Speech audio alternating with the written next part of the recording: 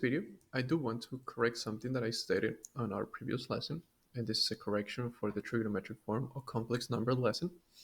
And one thing that I do want to correct and also expand on it is the idea of which angle do we use to define the complex number. Because at least the way that I have stated in the lesson, I stated that any complex number is equivalent to r times the cosine of theta 2, which is the reference angle, which in reality, that's my mistake. Because the way that we define this complex number is r times the cosine of just theta, not theta 2.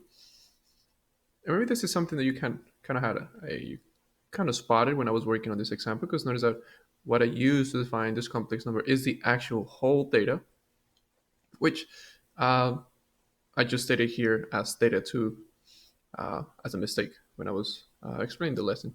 But why is it that we stated that r sine of theta 2 is b and r cosine of theta 2 is a? Well, that's just the way that we need to define a and b. But at least when it comes to the actual complex number, it's all about location. And I do want to expand on this a little bit. So we stated that the argument of z is the distance from the real axis to the location of the point. Well, it also depends on where your point is located at. So what do I mean by that? Well, there can be three cases. Let's assume I'm sorry, there can be four cases. For case one,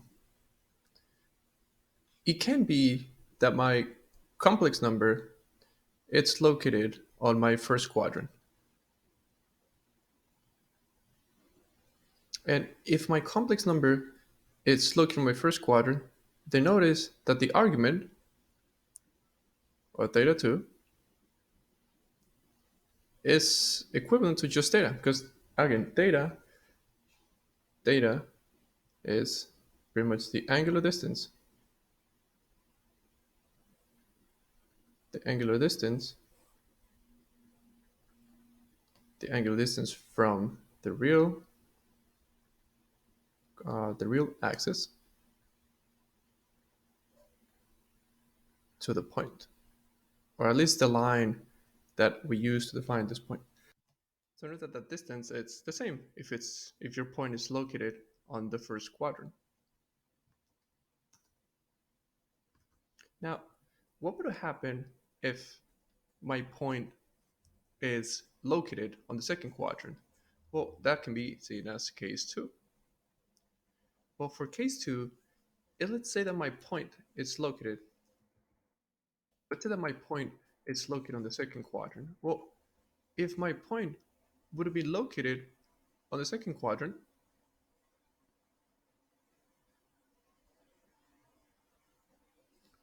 my reference angle is still going to be theta 2.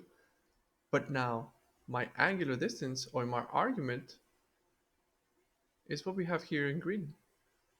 So now the way that we're going to be defining the angular distance, or at least my argument, if your point is located in the second quadrant, it would just be, well, I know that the distance from here to here, it's pi. So therefore, the distance from here to here is going to be defined as pi minus whatever angle we get in theta 2. Because again, the angle that we're using to define those numbers is the total angular distance, or the total argument in here. So in this case, this distance represented in green is pretty much the distance of pi, or half a circle, minus this distance, and you will always be getting to the point in there. So notice how it's a little bit tricky when you want to define those points. And the third case is, well, what would happen if my point would have been located on my third quadrant, which we already did an example like that. So what would happen if my point is located on my third quadrant? Well, again, still, this is the theta 2 that we get from the expression tangent inverse of b over a. But now the total angular distance, or the total argument of this, in this case is defined as just pi, which is this whole distance is pi, plus what you got here from, which is theta 2. And that's how we define, where am I? And that's how we define this point right here. So it was pi plus the angle that we got from the inverse of tangent. And the last case is what would happen if my point is in the fourth quadrant? So what would happen if my point is somewhere here in the fourth quadrant? Again, this will be the right angle that we would use, and my reference angle is going to be here. So how can I represent the total argument or the total distance? Well, in this case, the way that we can define the argument of this angle, you, there's different ways to go about it, but at least the way that it seems a little more trivial to me is use just the total distance of the full circle minus this gap. So notice that this total distance, it will be a full circle minus my reference angle. And a full circle is represented as 2 pi. And now 2 pi represents the full circle.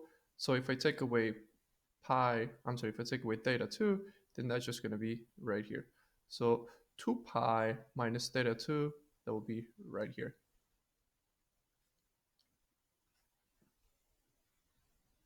So these are the 4 different cases that we could encounter when it comes to defining the argument that we needed to use to define the complex number in trigonometric form.